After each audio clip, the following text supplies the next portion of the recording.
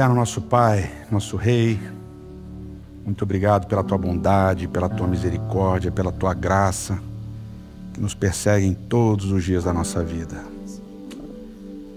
Que essa bondade, essa misericórdia, essa graça nos alcancem hoje, agora.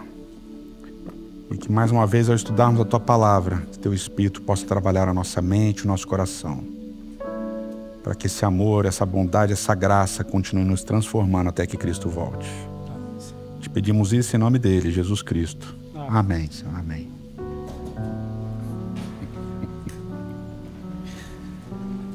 Bom dia para você que está aqui presencialmente, né? Para você que está em casa ou no trabalho, não sei, boa tarde, boa noite, boa madrugada. É um prazer saber que você nos acompanha e é um prazer receber vocês aqui. Eu tenho um detalhezinho importante para falar, que a gente tem um tempo muito reduzido aqui, a gente faz tudo bem conciso, né?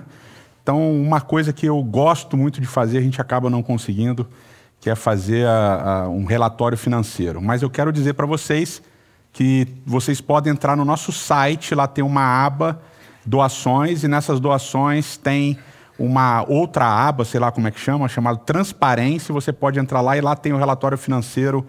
Trimestralmente a gente posta esse relatório financeiro e está lá postado todo o relatório de 2024. Então, se você quiser saber o quanto entrou, quanto saiu, para quem foi, para quem não foi, só entrar lá. O primeiro trimestre desse ano já está fechado também, janeiro, fevereiro e março, então é só entrar lá e conferir, tá bom? Bom, a gente está na série Graça, a gente está terminando a série Graça. Hoje e semana que vem a gente fecha e a gente tem trabalhado alguns temas importantes, já passamos por todo o Antigo Testamento, pelo Novo. Obviamente que é um assunto que a gente podia falar o ano todo, mas a gente fez essa série a mais longa de todos os tempos para trabalhar esse assunto tão importante e deixar algumas coisas mais claras, né? Como diz um amigo, um ditado popular aí, clareza é gentileza, né? Então a gente está deixando bem claro o que a gente pensa sobre a graça de Deus. Bom, a gente tem construído essa maneira como a igreja primitiva, a gente tem estudado essa construção como a igreja primitiva cristã, ela foi se organizando em torno de uma crença comum, a crença em Jesus Cristo como Salvador, como Libertador. E essas pessoas que primeiro foram chegando, acreditando em Jesus como Messias, todas judias, todas de tradição judaica, elas foram aceitando Jesus e a igreja foi crescendo e tudo era bonito, e aí de repente começaram a entrar os gentios, e a gente viu que essas conversões, essas primeiras conversões dos gentios abalaram o processo da construção da igreja primitiva, porque era muita gente diferente. E a gente tem trabalhado exatamente como depois da conversão de Cornélio, e que já foi um evento, Pedro teve que receber uma visão para entender que ele tinha que aceitar aquilo que ele achava que era impuro, e todo esse processo a gente tem estudado nas últimas semanas. E é importante a gente entender algumas coisas nessa construção inicial. A grande, esmagadora maioria da tensão existente era justamente por causa desse encontro de pluralidades dentro de um mesmo lugar, de um mesmo espaço, dentro de um corpo comunitário, né? E além desse ser um elemento de tensão, ele era também um elemento de crescimento, que fez com que a igreja cristã crescesse exponencialmente. Só que esse elemento de diferenciação que aparece no Novo Testamento de uma maneira meio dicotômica, muito rígida, tipo, judeus e gentios, né? Como se fossem dois blocos monolíticos, eles são uma espécie de reducionismo das tensões todas, reducionismo de todas as complexidades daquilo que está acontecendo. E é importante a gente destrinchar algumas coisinhas para vocês entenderem a profundidade dessas tensões. Então, quando a gente fala, por exemplo, dos judeus, a gente está falando de uma gama tremenda de diferenças internas, né? Então, se você lembra, você vai olhar o texto bíblico, você tem os fariseus, você tem os saduceus, você tem os zelotas, você tem, digamos, os publicanos, você tem os essênios, você tem um grupo que é distinto. Você tem os judeus helenizados, aqueles que sofreram influência da cultura grega, judeus da diáspora espalhados por uma série de outros países. Então, inclusive os estudiosos, quando eles falam dessa época, eles não chamam de judaísmo, eles chamam de judaísmos, né? Era um conjunto de judeus com pensamentos completamente diferentes e que brigavam entre si antes de haver cristianismo. Então, vocês lembram, a gente já falou disso aqui, por exemplo, os zelotas odiavam os publicanos e queriam matar os publicanos, né? Se organizavam para fazer incursões meio assassinas contra os publicanos. Os fariseus e os saduceus discutiam o tempo todo. Os essênios achavam todo mundo errado, se isolaram nas cavernas e tal, né? Em cidades essênias longe dos grandes centros. Então, a gente está falando de um caldeirão, de um ensopado gigante, de um judaísmo plural, diverso, de pessoas que, apesar de terem a mesma etnia, apesar de terem a mesma religião, que tinham uma configuração muito distinta, muito complexa.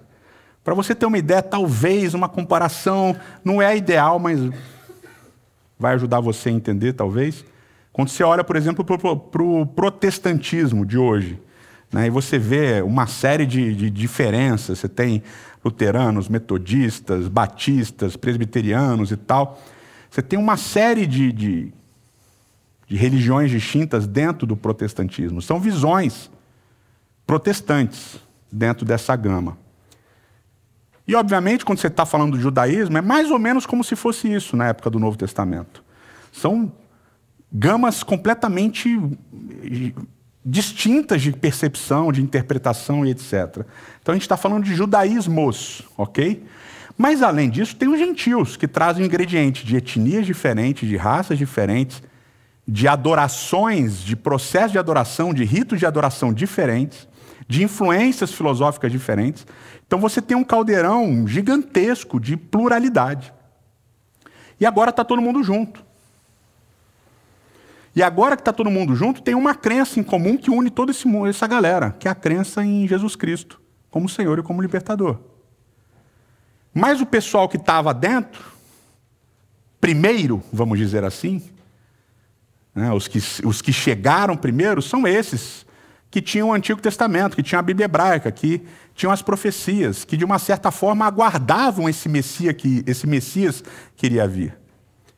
E eles olham para quem está chegando e falam assim, essa galera está chegando agora, não vai sentar na janela, não vai dar tchauzinho, não vai ser assim.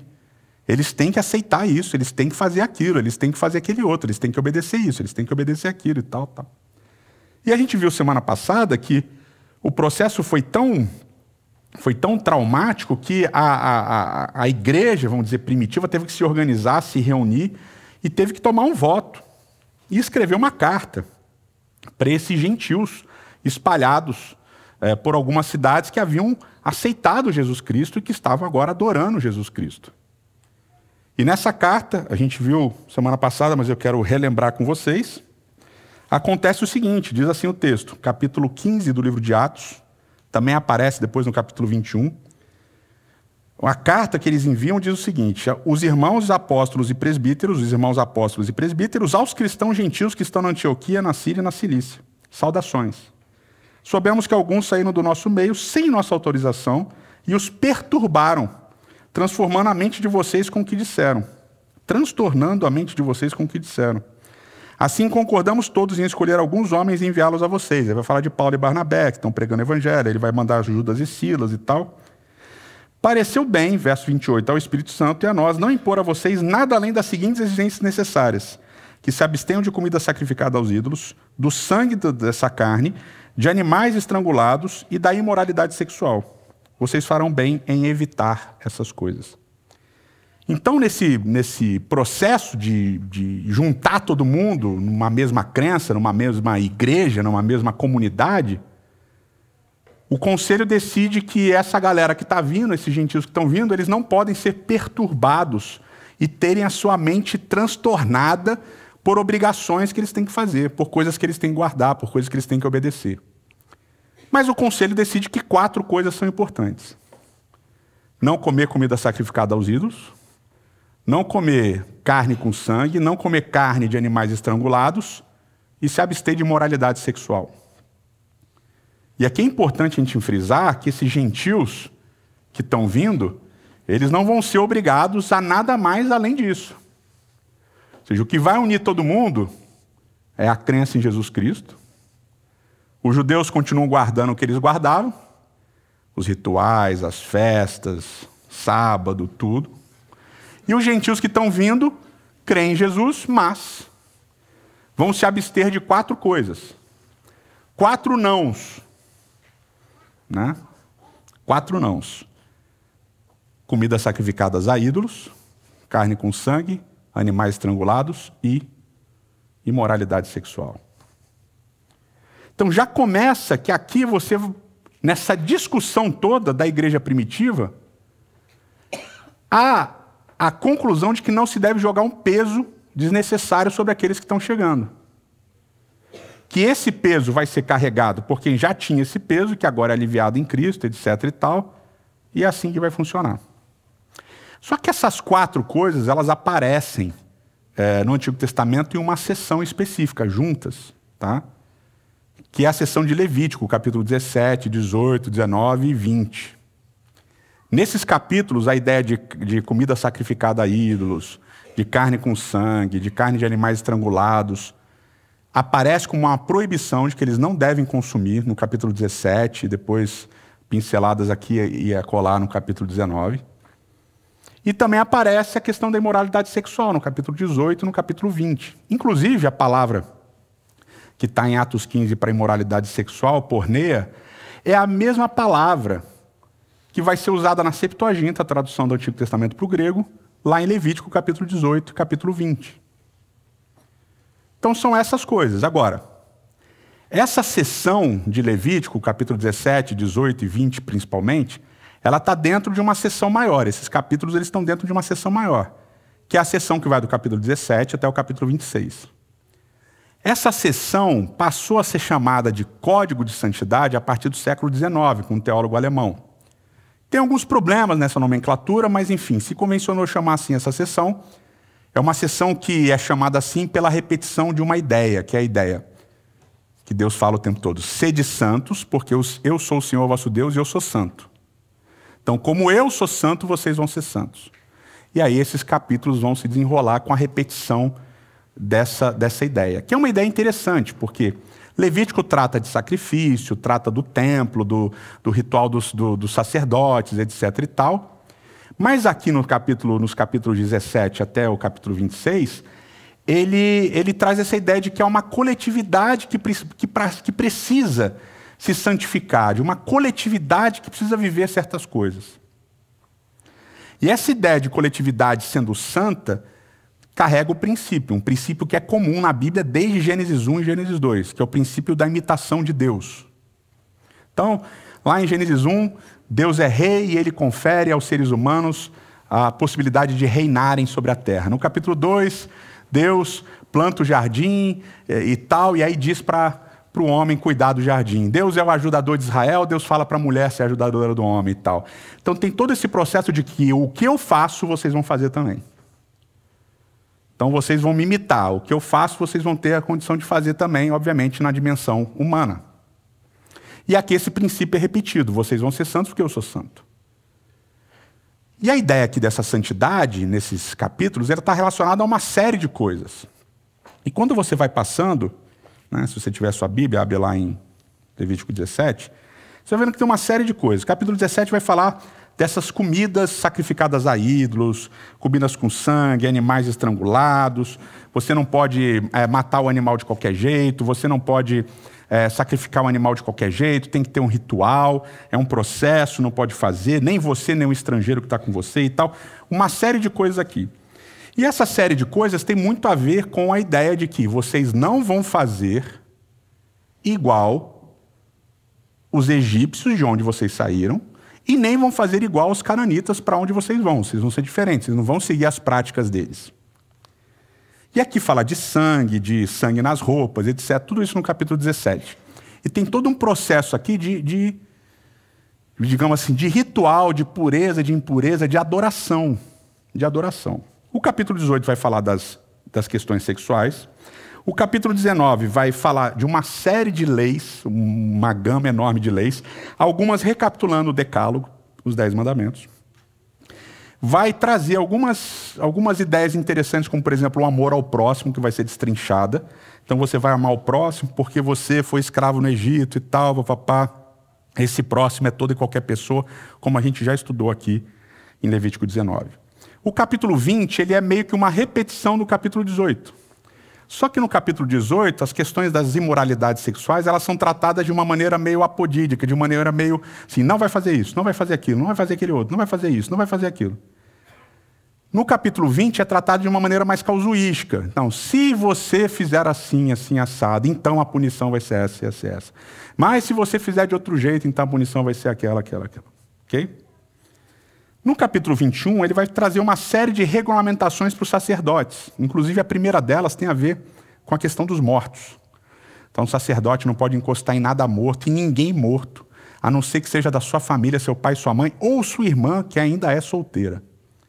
Então, o sacerdote não pode encostar em morto, vai ter uma série de regulamentações sobre as ofertas, sobre o que o sacerdote pode ou não pode, consagração, blá, blá, blá. Tudo isso tem no capítulo 22 também, sobre os preceitos sacerdotes. E no capítulo 22 fala de sacrifícios que não são aceitáveis, vai repetir algumas coisas de adoração, de sacrifício no templo, tal, tal. Capítulo 23 vai falar das festas, dos sábados, né, do sábado semanal, dos sábados mensais, e vai falar também dos sábados anuais, vai falar de todas as festas. Tá? Capítulo 24, ele vai falar de alguns móveis do templo, de algumas coisas, de como vai ser os pães, de como é que vai cuidar dos pães, como é que vai fazer com o candelabro, não sei o que lá, tal, tal. No capítulo 25, ele vai falar da terra, a gente já trabalhou o capítulo 25 aqui algumas vezes, o ano sabático, o ano do jubileu. Como é que vai ser isso, libertação, papapá. Vocês vão cuidar da terra assim, porque a terra é minha, papapá.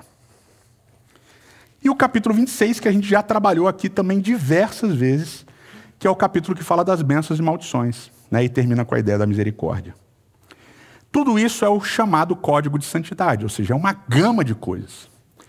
E se você fosse espremer esse suco, né, se você fosse espremer esse texto todo, do 17 ao 26, a ideia é essa ideia de obediência, de adoração, de reconhecer Deus como Deus e de adorar a Deus e tal, e de não ser como os outros povos. Como os outros povos fazem, você não vai fazer.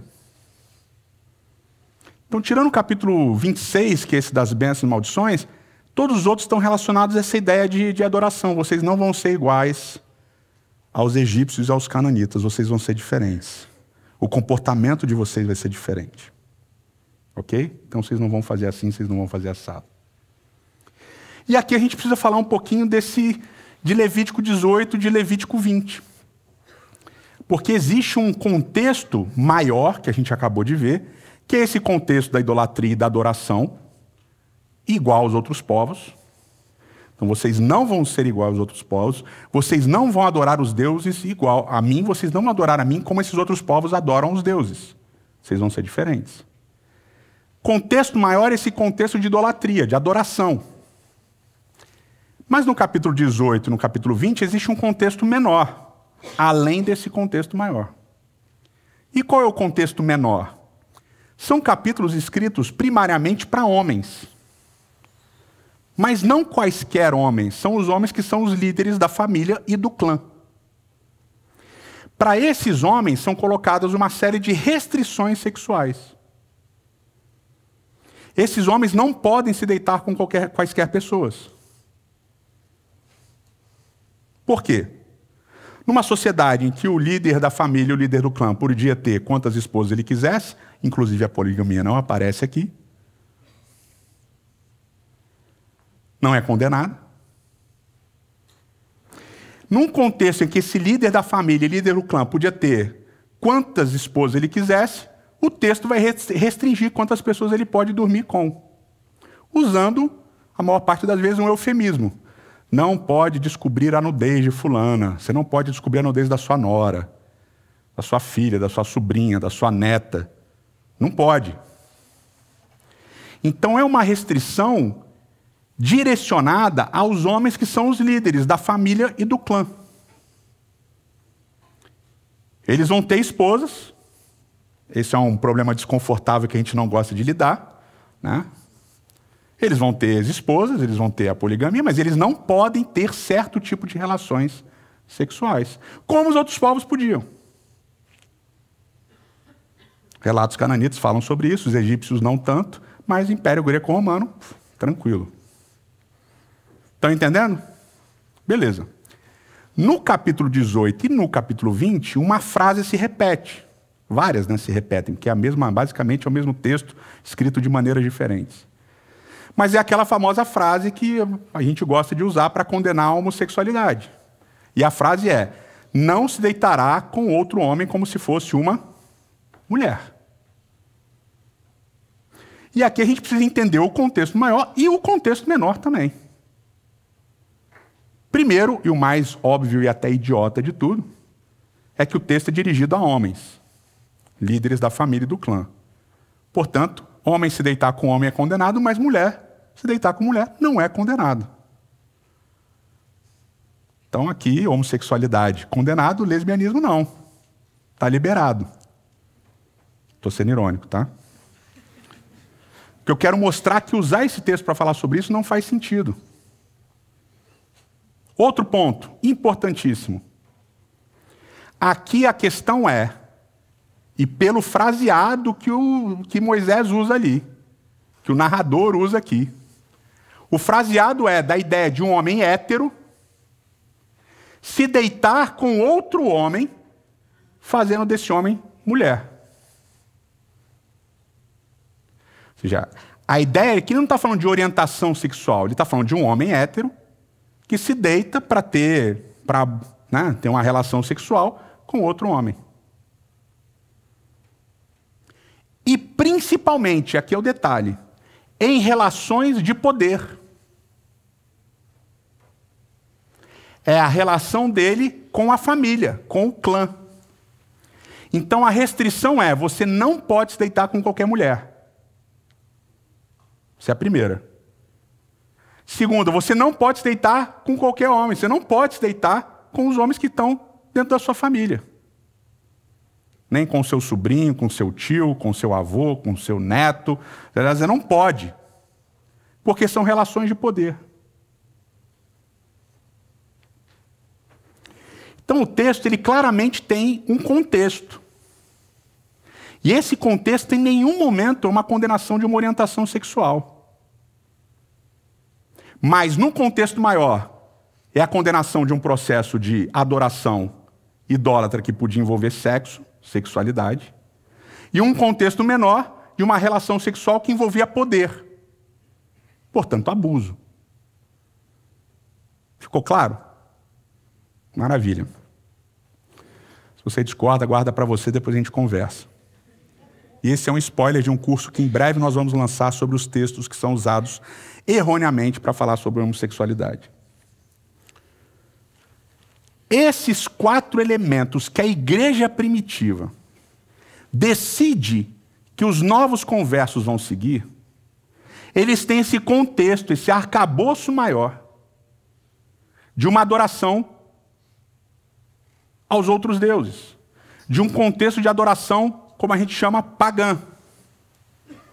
Então vocês não vão fazer como os cananitas e egípcios, Levítico. Vocês não vão fazer como os gregos e romanos, livro de Atos. Esses 4 elementos, eles visavam criar essa diferenciação. Para que tanto os israelitas não fossem iguais aos cananitas e egípcios, e nem os cristãos fossem iguais aos greco-romanos. Pegaram? Interessante. Só que aí tem as cartas paulinas, né? E aí o negócio desanda de novo. Como desanda? A galera está tretando, a galera está brigando. Maior parte, eu diria, a esmagadora parte das cartas paulinas é para resolver problema de briga nas igrejas. Briga entre quem? Entre os grupos que a gente chama judeus e gentios. Estão brigando por uma série de motivos. E aí na carta onde isso fica talvez mais claro, mais explícito, e na carta que é maior, que é a carta de Romanos, isso vai se destrinchando de uma maneira curiosa. Paulo começa falando dos gentios, depois ele fala dos judeus, e quando ele fala dos gentios no início da carta, ele detona os gentios, depois ele vai falar dos judeus, ele detona os judeus, e aí ele vai dizer assim, está todo mundo errado, porque Deus colocou todo mundo em pecado para usar de misericórdia e graça com todo mundo. Então o que deve juntar vocês, vocês têm que entender é que Deus ama todo mundo. Deus ama vocês, gentios, do jeito que vocês são. Deus ama vocês, judeus, do jeito que vocês são. Vocês, gentios, são parte do corpo de Cristo. Vocês, judeus, não foram rejeitados. Tá tudo bem, a gente é um corpo só. Romanos 1-11. E aí depois, Romanos 12:13, ele vai falar um pouquinho sobre como é que deveria ser esse crente, essa igreja, essa comunidade de fé, renovação da mente e tal, e não ter problema com as autoridades e tal. E no capítulo 14 e 15, ele retoma uma ideia que a gente já falou nessa série, mas ele retoma essa tensão que aparece antes. Mas ao invés agora dele chamar de judeus e gentios, agora ele chama de fortes e fracos. Então, ao invés de usar judeus e gentios no capítulo 14 e 15, ele usa fortes e fracos. Porque agora a questão não é étnica, a questão não é religiosa, a questão é teológica. E aí vem o BO, que explode a nossa mente. Qual é o BO? Estava tendo problema com o quê? Adivinha? Comida. E qual era o problema? Tinha uma galera que falava assim, a gente só pode comer vegetais. Por que só pode comer vegetais? Porque as carnes que tem no mercado, todas foram oferecidas aos ídolos. Então, para evitar qualquer carne que possa ter sido oferecida aos ídolos, a gente vai comer só vegetal. E tinha a galera que falava assim, nada a ver. Nada a ver. Tô nem aí pro negócio de carne oferecida pro ídolo. Eu vou comprar e vou comer minha carninha de boa, mano. Tá tranquila. E eles começaram a brigar, bicho. E brigar feio. E aí Paulo inclui, além da comida, ele inclui, sábado. E ele chama sábados. E é sábados porque em Levítico 23, o que eles estão falando lá? Sábados. Levítico 23 é o sábado semanal, é o sábado mensal e é o sábado anual. É o sábado da semana, hoje, 7º dia, é o sábado da lua nova, é o sábado das festas, Páscoa, Pentecostes, tabernáculos, expiação, etc. Sábado, ele fala assim, tem gente que faz diferença entre dia e dia, tem gente que não faz. Tem gente que guarda os sábados e tem gente que não guarda. E aí vem o problema. Porque aí Paulo chama a galera que quer comer legumes e que guarda os sábados de fracos. E ele chama a galera que come a carne, que foi sacrificada aos ídolos, e que não faz diferença entre dia e dia, de fortes. Baita BO. E Paulo fala que ele é um dos fortes, porque quando ele fala dos fortes, ele se inclui. E basicamente ele está dizendo assim, os fracos, e é uma crítica pesada que Paulo está fazendo, e obviamente porque ele se colocou entre os fortes, a crítica aos fortes é mais amena. Ele olha para os fracos e fala assim, é como se ele estivesse dizendo, vocês são legalistas. E aqui ele vai usar duas palavras importantes, ele vai falar de julgamento e ele vai falar de desprezo. Ele vai assim, vocês legalistas, vocês querem botar barreira para todo mundo. Vocês querem botar imposição para todo mundo. Vocês querem que as pessoas ajam como vocês agem. Vocês colocam limites para a graça de Deus. Não, a graça de Deus ela atua, mas atua só até aqui. Se você fizer isso, já era. Comeu carne sacrificada aos ídolos, não tem graça mais para você. Está em pecado, está fora, expulsa do corpo de Cristo. O legalista, basicamente, é aquele que coloca limite para a graça, porque ele diz assim, a graça vai até aqui, se você não fizer isso, a graça não te alcança. E Paulo está dizendo, vocês estão errados. Mas vocês não estão errados só por isso, vocês estão errados também porque vocês julgam as pessoas. Porque vocês, ao fazerem isso, estão julgando as pessoas. Vocês estão condenando as pessoas. Então vocês estão dizendo assim, para essa pessoa a graça acabou, ela está condenada. E aí ele fala para os fracos, para os fortes, sabe qual é o problema de vocês, fortes? É que vocês olham para os fracos e vocês olham com desprezo. Fala, esse pessoal é muito doido, mano. Esse pessoal legalista é chato, pô. Coitados, deixa eles lá. E além disso, vocês ficam provocando os caras. Vocês vão comer com eles, vocês fazem questão de pegar a picanha e cortar assim. E aí, né, se aquela mioglobina, né, tal, que parece sangue, aí você faz, deixa aquela carne assim, aí você olha pro cara, corta, quer um pouquinho, aí você provoca o cara. Está entendendo o processo? Vocês desprezam os fracos. Vocês tratam eles como idiotas, como crianças, como gente maluca. E aqui tem um detalhe que é importante, que Paulo constrói isso, e na nossa cabeça, que é uma cabeça maluca também, a gente começa a falar assim, não, eu sou forte, fulano é fraco. É ou não é? Na hora vocês já pensaram num cara assim. Ah, fulano é legalista, é verdade, vou mandar esse sermão para ele depois. E tal. Na hora, você sempre é o forte. E Paulo é o forte da parada também. Né? Ele está na mesma armadilha que a gente cai, e Paulo caiu também, ele é o forte. Mas a parada é que Paulo não está preocupado em quem é forte e quem é fraco. No final das contas ele está dizendo assim, você que é forte, não julgue quem é fraco. E você que é fraco, não julgue quem é forte. E aí vem a parada para explodir a nossa mente no final. Abre lá em Romanos capítulo 14, e vamos ler a partir do verso 13. Depois de falar da discussão toda, ele diz assim, ó. Portanto, Romanos 14, 13. Portanto, deixemos de julgar uns aos outros. Em vez disso, façamos o propósito de não colocar pedra de tropeço ou obstáculo no caminho do irmão. Para de julgar. Para de julgar. Para de provocar, de desprezar e para de julgar. Como alguém que está no Senhor Jesus Cristo, tem a plena convicção de que nenhum alimento é por si impuro, a não ser para quem assim o considere. Para ele é impuro. Se o seu irmão se entristece devido ao que você come, já não está agindo por amor. Por causa da sua comida, não destrua o seu irmão para quem Cristo morreu.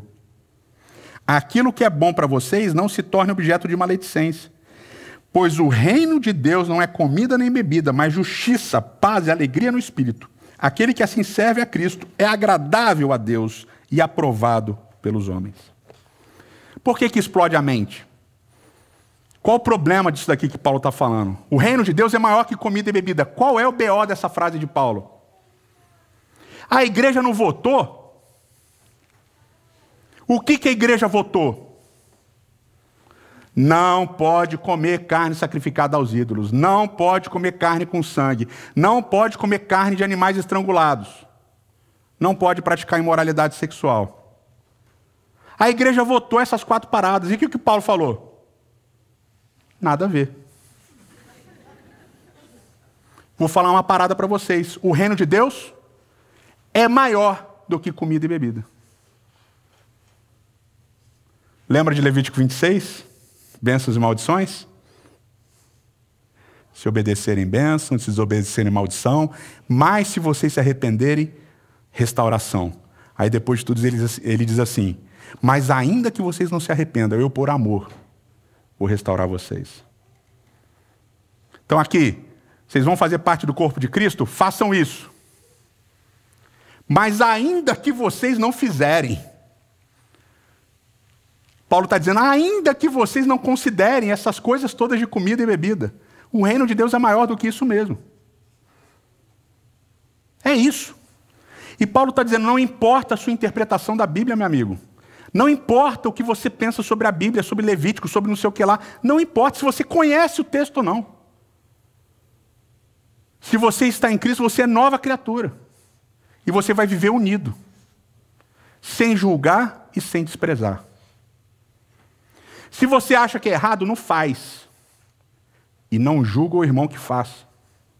Se você não acha que é errado, não despreze quem acha que é. Viva por amor, viva com amor. E aí em Romanos 15 ele diz assim, na sequência dessa mesma discussão.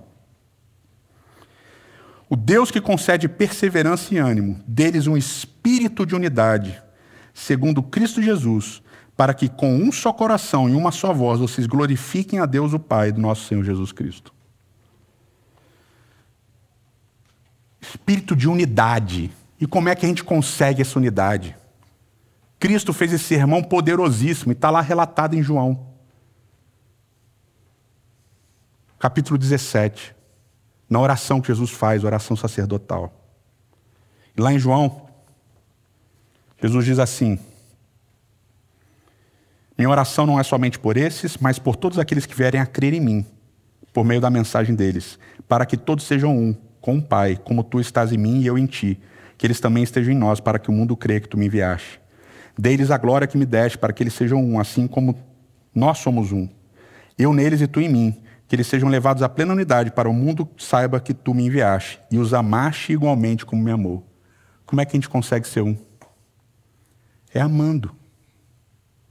É aceitando essa graça e amando uns aos outros, sem julgamento e sem desprezo. E por que essa mensagem da igreja de Romanos é tão importante?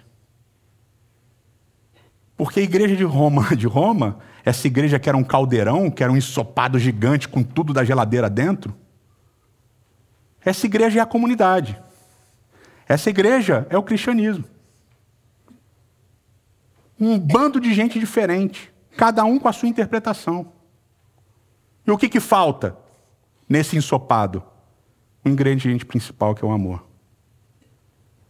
Porque a gente continua se julgando, a gente continua se ferindo, a gente continua se perseguindo, a gente continua se condenando uns aos outros.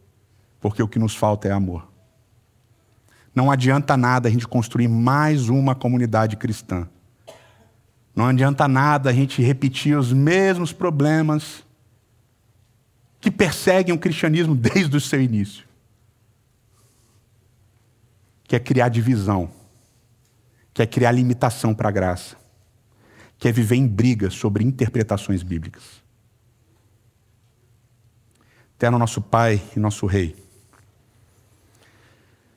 Senhor, são textos muito difíceis, porque eles mexem com o que a gente pensa sobre Ti, com o que a gente pensa sobre a lei, com o que a gente pensa sobre a graça. Mas, Senhor, são textos ao mesmo tempo que nos dão esperança de que é possível viver numa comunidade que se une, não porque concorda em tudo, não porque crê da mesma forma em tudo, mas porque recebe o amor que emana de Jesus Cristo. E é transformada por esse amor. Senhor, que a gente possa, nesse processo de construção do que somos, do que seremos, que a gente possa sempre lembrar que o amor é o ingrediente principal. Te pedimos isso em nome de Cristo. Amém.